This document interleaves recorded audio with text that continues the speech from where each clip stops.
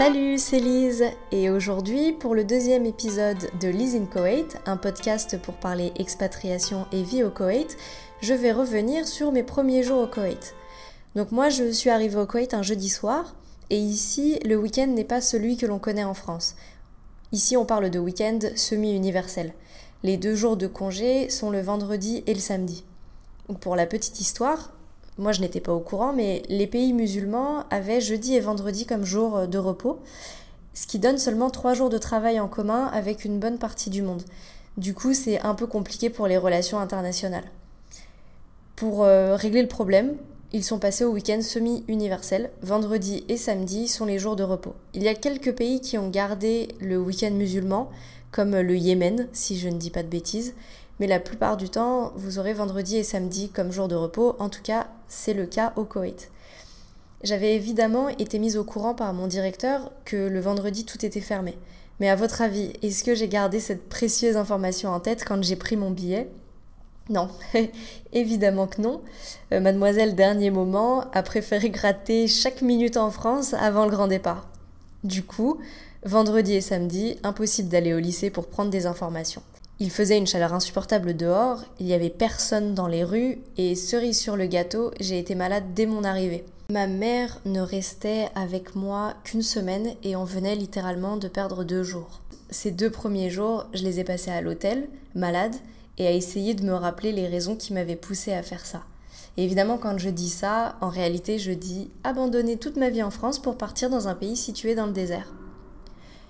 J'étais rentrée en contact par mail avec un collègue et à ce moment-là, je lui demande s'il a des noms d'agences immobilières, s'il connaît des agents immobiliers, s'il peut me mettre en contact avec quelqu'un pour me trouver un appartement. Et il m'a répondu quelque chose qui aujourd'hui me semble logique, mais à l'époque, c'était pour moi la réponse la plus surréaliste de la Terre. Il m'a dit que non, parce que ici, pour trouver un appartement, il suffit de se balader dans les rues et d'entrer dans les immeubles qui ont des affiches.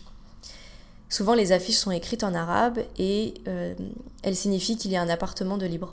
Donc, vous avez une phrase écrite en arabe et un numéro de téléphone. Et généralement, si on traduit la phrase en arabe, ça signifie simplement appartement à louer et le numéro de téléphone à appeler pour avoir des informations sur ce logement. Alors, une autre astuce que je connais maintenant, si des appartements vides ont des lumières allumées pendant la nuit, cela signifie qu'ils sont à louer.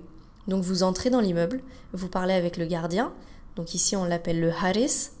Vous lui demandez s'il a des appartements disponibles. Il vous dit le prix, vous le visitez, vous négociez, vous signez votre bail, vous vous installez. Aussi simple que ça. Évidemment, pour moi, il est hors de question que je fasse ça. Je n'ai pas de voiture et j'ai l'espoir que mon employeur m'aide à trouver un logement. Et je crois parfois que je suis un peu Beyoncé et donc j'ai pas trop envie de me mettre dans des situations type marcher dans les rues sous 50 degrés. Et comme je l'ai dit, j'espérais que mon employeur allait m'aider à trouver un logement. Évidemment, je pense vraiment qu'on n'est jamais mieux servi que par soi-même, donc j'ai trouvé mon appartement toute seule avec une agence. J'ai trouvé une agence sur internet que j'ai contactée pour visiter des appartements. J'ai payé un bras, ça a été une fortune. Et avec le recul, je réalise que c'était vraiment une fortune. Il a fallu que je paye la commission de l'agent, donc la moitié du loyer, la caution, donc un loyer, et le premier mois de loyer. C'était excessivement cher. Mais bon, au moins, quand ma mère a quitté le Koweït, j'étais installée dans un appartement meublé, dans un quartier que j'aimais bien, et surtout, très important, au bord de la mer. Les premiers jours avec ma mère au Koweït étaient plutôt sympas, déjà parce que ma mère est sympa, et ensuite parce que j'ai une petite histoire personnelle avec le Koweït, mais ça mérite un épisode entier, donc je vous raconterai plus tard. Du coup, une fois que l'appartement a été trouvé, 4 jours après mon arrivée, on a décidé de visiter 2-3 trucs du pays. On est allé mettre nos pieds dans la mer brûlante, le sable nous a littéralement brûlé la plante des pieds. On est allé prendre une photo au pied des tours du Koweït, on a visité le Marina Mall, on a visité Avenues, et surtout, on a mangé dans énormément de restaurants. Et puis, on s'est aussi très souvent posé la question, on fait quoi maintenant ? Évidemment, et malheureusement, toutes les bonnes choses ont une fin, et ma mère a dû retourner en France. Pour la première fois de ma vie, je me suis retrouvée toute seule chez moi. Ça a été un enfer. Les premiers jours ont été un enfer.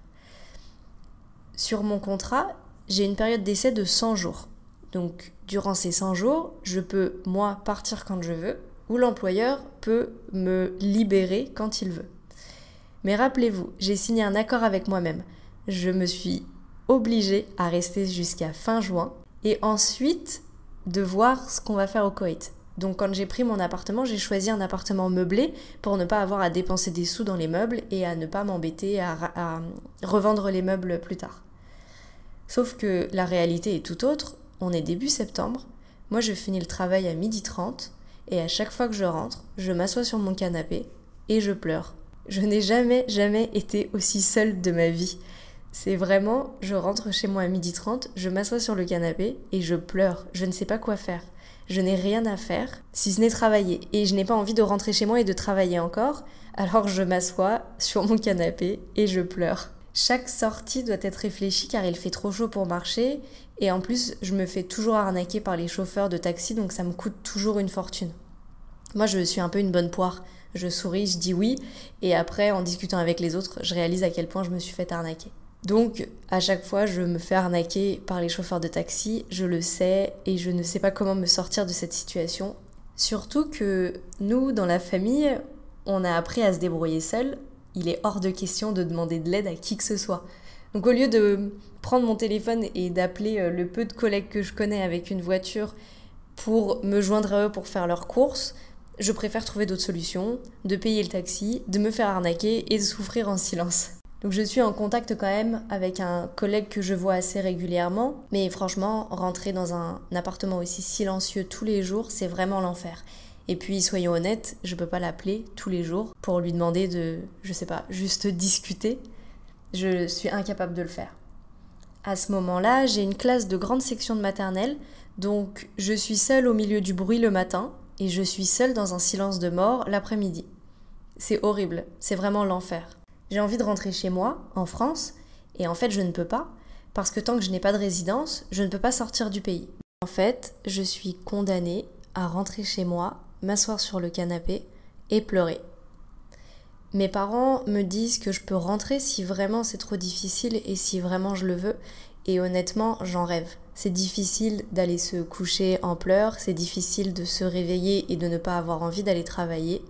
Mais en fait, je suis beaucoup trop orgueilleuse et ensuite, j'ai mon accord. Je ne veux pas me décevoir moi-même. Et du coup, j'ai trouvé la solution parfaite. Je vais adopter un chat. C'est tellement long de faire l'administratif pour le ramener en France que ma période d'essai sera terminée avant que ses papiers soient en règle. Et moi, il est hors de question que j'abandonne un animal que j'ai adopté. Donc, après un petit tour en animalerie, j'adopte mon petit chat. Un British Longhair, mignon comme tout, avec des yeux malheureux, très peureux, jaloux, capricieux, qui perd ses poils, qui a des allergies et surtout, qui est porteur de la teigne. Donc, nous sommes fin septembre, je ne connais personne au Koweït et j'ai la teigne. Franchement, est-ce qu'on pouvait imaginer pire comme arrivée ? Non, mais 5 ans plus tard, je suis toujours là, et le chat aussi. Alors, ne vous fiez pas toujours à la première impression, ce n'est pas forcément la bonne.